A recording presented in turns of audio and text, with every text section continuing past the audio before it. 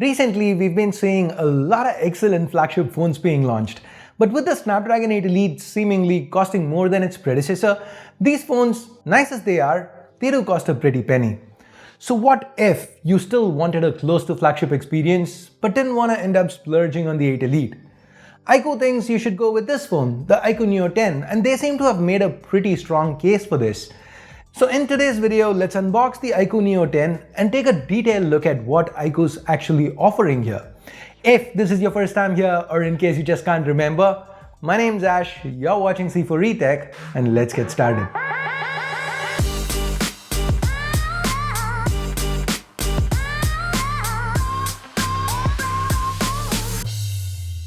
The box looks quite nice with bold iQOO Neo branding and that 10 behind it.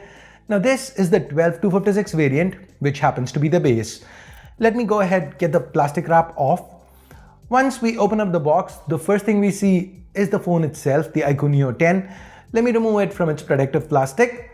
Guys, I went for the orange hue this time. This is a mix of orange and grey, arguably the best looking colorway this time. iQOO also offers this phone in black as well as white. Now, as much as I like this orange, I really wish we'd gotten that red and white from last year, the finger licking good one. That really looked awesome. What do you guys think? Which of these two looks better to you? Let me know in the comments. Now coming back to the box, as the Neo 10 is booting up, let's dig further in. Next we have this soft case, transparent, fits well. And there's a quick start guide, a USB Type-C to Type-C cable with white accents, followed by a SIM tool and the 120 watt Vivo flash charger. Now if you look at the design here, it's pretty similar to last year's model. The main change is that instead of being islands, the camera sensors have a frame surrounding them. I find this change pretty inoffensive. I'd neither call it an improvement nor a downgrade. What do you think? Between these two, do you have any particular preference on which looks better? Anyways, the back, it's glass, it's 8.1 millimeters thick. The black version, I think that's plastic fiberglass. The translation was iffy. That's 0.1 millimeters slimmer and 7 grams lighter, which leads me to think there's something, it's not the regular glass. So anyways, the back here, it's got a frosted matte finish. It's fingerprint resistant, just like the frame. With that, I like the brushed metal look iQOO's gone for. That said, the frame is still actually plastic.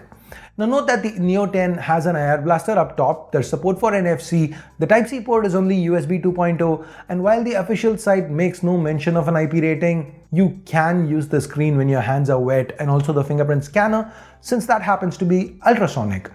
Now with the scanner, I found it fast, quick, I really like the placement, pretty comfortable. Now though the display is flat, the back curves on all four sides, and the Neo 10, it sits nicely in the palm of your hand. That, along with the acceptable weight, plus the ample space to the back to rest your fingers given the camera sensor is not too big, the Neo 10, it's relatively comfortable to hold and use for long periods of time. Now despite that, iQOO still managed to pack in a substantial 6100 mAh battery here thanks to using silicon carbon anode technology. And with the included 120 watt charger, you can get a 50% charge in 15 minutes and a full charge in about 35. There's also a charge separation option if you want to bypass the battery altogether and run the phone straight off the wall charger, like say while gaming. Now do know that there is no wireless charging. Now to the front, up top in this hole punch sits a 16 megapixel selfie camera. And the selfies were okay, the skin tones were accurate, sure. The edge detection was also pretty much on point. There was a tad bit of over sharpening, not too bad. What was bad though was video. It tops out at 1080-30 and even that was very shaky. I'd even call it unacceptable for a phone in 2024, especially in this segment. Now around this hole punch is an OLED panel from Visionox. This display has a 1.5K resolution, which when spread across the 6.78-inch diagonal results in a crispy 452 ppi. The refresh rate is 144 Hz and there's support for 80 LTPO, so it can be varied as needed.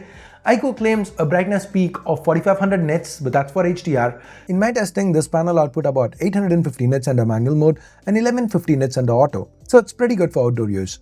Under low light, there's support for 2592 Hz PWM dimming by default, and under the developer mode, you can even enable 4320 Hz high frequency PWM dimming. So this panel seems to be of good quality, and it is one that's complemented very well by a pair of stereo speakers. The experience here, whether it's consuming media or playing games, it's great on the Neo 10. Talking about gaming, this phone is powered by last year's flagship Qualcomm SoC, the Snapdragon 8 Gen 3, and by now we all know how good that chip is, right? So it's no surprise that the Neo 10, it ran pretty much anything thrown at it. We get 12 or 16 gigs of LPDDR5X RAM alongside 256, 512 gigs or up to a terabyte of UFS 4.1 storage. The 4.1 part, that's supposed to be activated with an update like iQOO did for the iQOO 13. And just like with that phone, iQOO's again used their Q2 chip to help with super resolution and frame generation.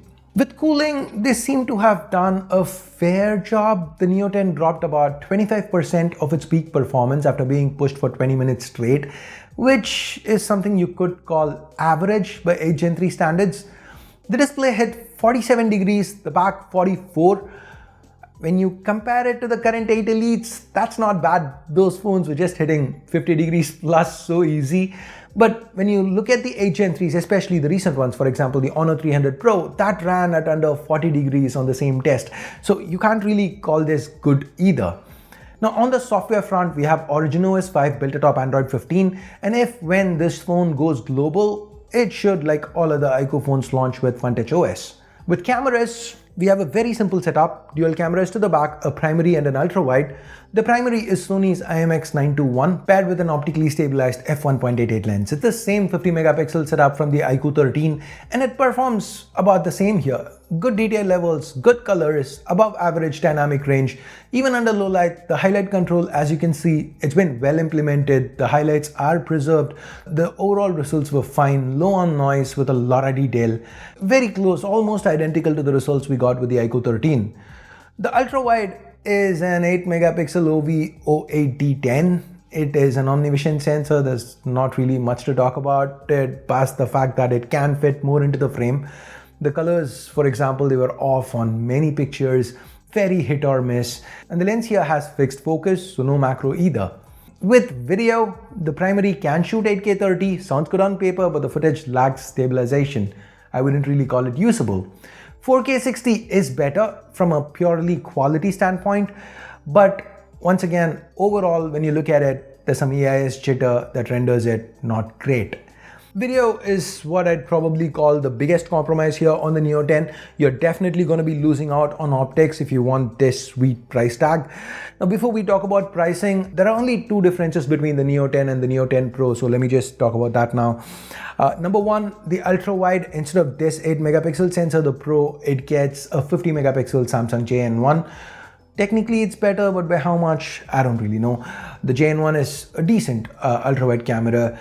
And the other change, this is big, this is the SoC. Instead of the 8 Gen 3, you get Dimensity 9400. That's pretty much it. Everything else is exactly the same, except price. So yeah, let's talk price. The Neo 10 starts at 2299 RMB, which converts to about 27,000 rupees Indian or $315 US.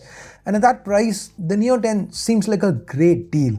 Sure, there's quite a bit of compromise when it comes to optics, but overall, this phone feels like it's great value for money, if optics weren't high priority for you. So anyways, that's pretty much it. What do you guys think about the iQOO Neo 10?